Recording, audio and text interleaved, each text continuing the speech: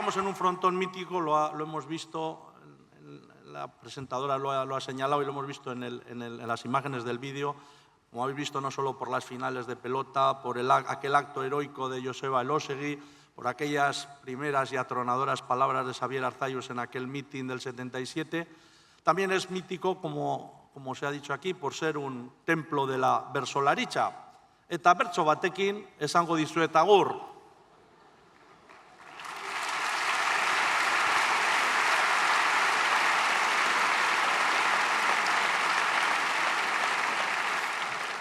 Hamazazpi urte Sabinetxean, ez da kopuru kaskarra, betiko ez gara arlo denetan, dago berritu beharra.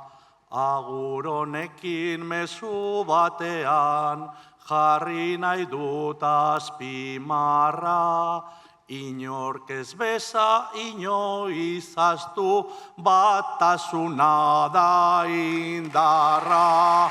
Inork ez beza, inoiz ahaztu, batasuna da indarra.